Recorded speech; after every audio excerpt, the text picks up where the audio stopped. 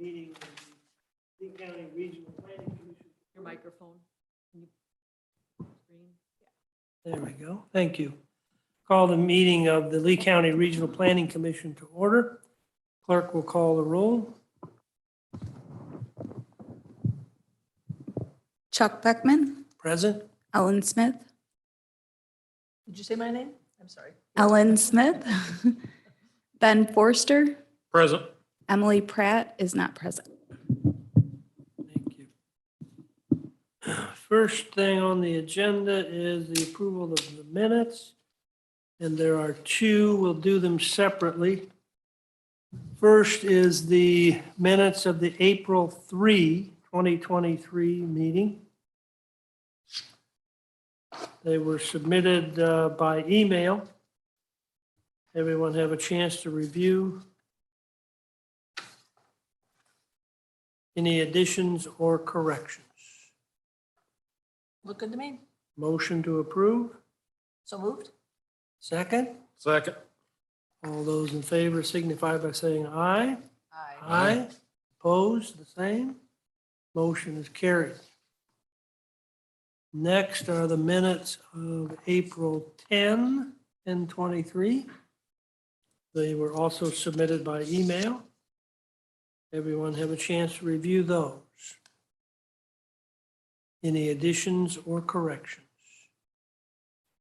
Motion to approve. So moved? Second. Second.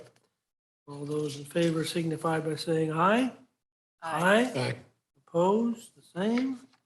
Motion is carried. I'm not aware of any old business. Nobody has any? Under new business, we have 23-PC-72, petition to amend the text of the Lee County Code 10-15-15, commercial wind energy systems, and that is present in ordinance form, and indicates that it's for the wind energy.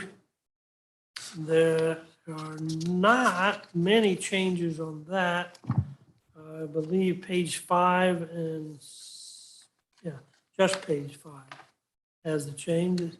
Alice, you want to give us a rundown on the change? Sure. This ordinance is a result of the governor's recent implementation of siting standards across the state of Illinois. The Lee County Board approved a draft on May 25th. Following that approval, I received a phone call from a company looking to come in on a solar project, and they were questioning what districts that projects would be allowed in. It was at that time that I realized that we did not have this stipulation in our ordinance that only permits these projects be constructed in the Ag 1, I-1, I-2, and I-3 districts. And that is in line with what the governor had issued in his public act back in January. That has been added to this petition and additionally the solar. And that's the only change in that ordinance, Correct. proposed change. So are they not allowed in residential, or is there anything else, or? So this type of solar and wind are only allowed in the ag and industrial districts. We have solar as an accessory use in Lake County, and this is for residential businesses, anyone that is using the energy produced on site. So this is different from that. This pertains to entities that are using the generated electricity to sell on the market. Correct. So it's not really very restrictive? Yes and no. It does keep large scale wind and solar out of residential and commercial districts, which is typically where we would not want to see them. Gotcha. So Any other discussion on the proposed change? We I need a have none. motion to approve just the change or the ordinance as changed. Should be ordinance as changed. That's what we did before. That's what I thought. That, I would agree with that. Okay. Any other discussion on any of the matters in that petition? Is there a motion to approve the ordinance as amended? So move to approve the ordinance as amended and recommend to the county board for adoption. Thank you. Second. Second. Any other discussion? All those in favor of the motion, please signify by saying aye. Aye. Aye. Opposed? Motion is carried. Next is 23-PC-73, petition to amend the text of the Lee County Code 10-15-20, commercial solar energy systems. And this one, there are a lot of changes or additions and corrections, but they all relate pretty much to one area. Alice, you want to run through that? Sure.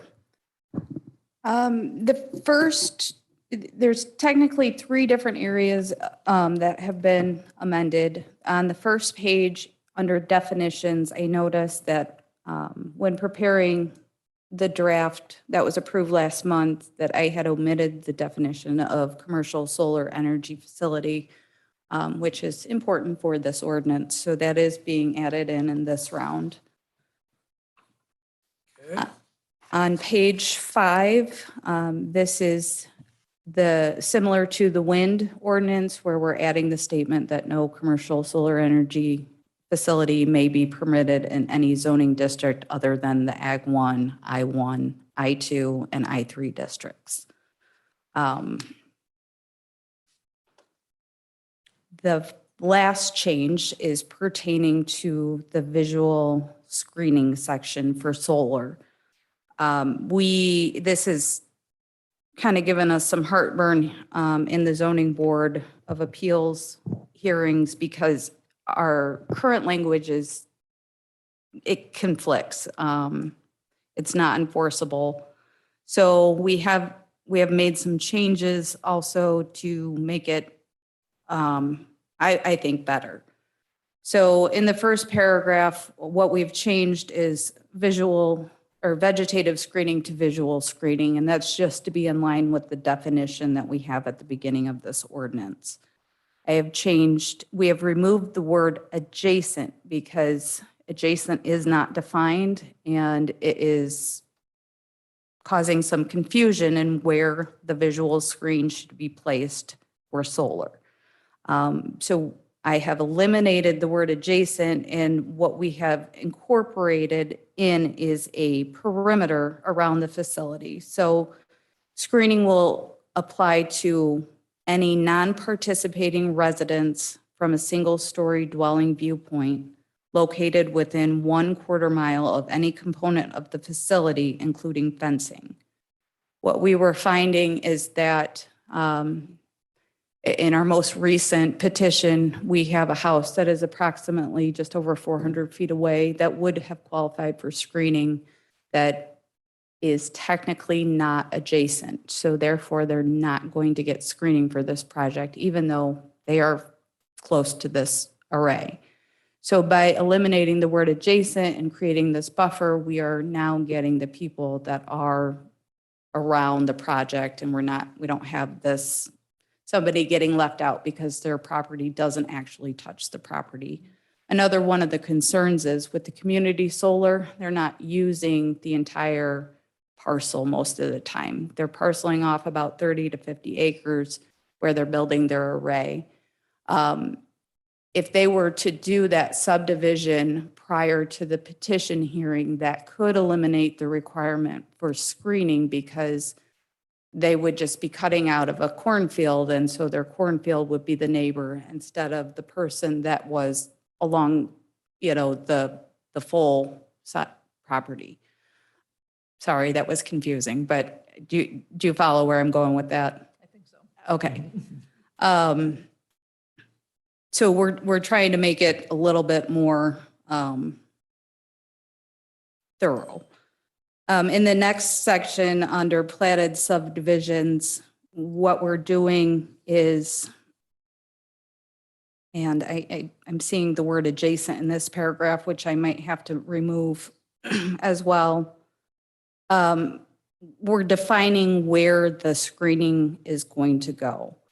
Under the previous draft, it was saying that the screening needed to be adjacent to the property line, yet be placed on the land owned by the company, or leased by the company. With these community solar projects, the fence line is not near a property line in some cases. And so we can't force them to place screening at a property line, which they're not leasing. And so we're correcting that and defining that the screening needs to go on the exterior of the fence surrounding the array. The rest of the changes are just bringing it in, correcting a few of the things, removing that word adjacent. Non-participating dwellings is now non-participating residents. And that is in accordance with the definitions found at the beginning of this ordinance. And then the changes from vegetative screening to visual screen.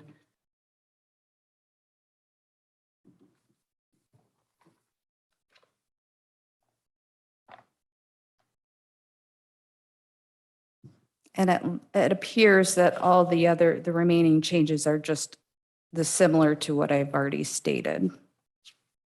Does anyone have any question? Oh, I do. I apologize. We did add a third paragraph that a visual screen shall not be required where it is found that natural topography effectively screens a non-participating residence from a commercial solar energy facility. If existing topography provides partial screening from a commercial solar energy facility, then a visual screen shall be installed to provide screening in accordance with this section. So we are recognizing that existing features of the land may provide screening, and we are not going to require the companies to put up screening where the land already blocks the view of the solar system. So that concludes the changes. So under the definition now, a residence within a quarter of a mile of the project would be eligible for screening. Under these proposed changes. And, yeah, Mhm. that's different than original. Yes, it was originally how it was stated, it was any adjacent non-participating property owner. And that was causing some confusion with what is the definition of adjacent. And then there are also these circumstances where the parcel may not be touching the array, but is within a reasonable distance where they should be considered for screening. So it actually, I believe, increases the number of potential fencing that, or visual array that's going to be required by the participant. Potentially. Yeah. Okay. And the screening is only required for non-participating property owners. So some of the local property owners are participating and the company works out with them. These are placed in the rural areas where there may not be a lot of neighbors in the first place. So the screening typically will only apply to a handful of people. Okay. Any questions or matters from anyone else? Is there a motion to approve the ordinance as amended and forward it to the county for approval? I move we approve the ordinance as amended and send it to the county board for approval and adoption. Second. Thank you. Any other discussion? All those in favor of the motion signify by saying aye. Aye. Aye. Opposed, the same. Motion is carried. Do we have anyone available on Zoom? No? Okay. Anything else for the good of the cause? I just want to note for the record that no members of the public were present for either public hearing tonight. Thank you. Oh, Motion to adjourn? I move we adjourn. Second. We are adjourned. Thank you very much.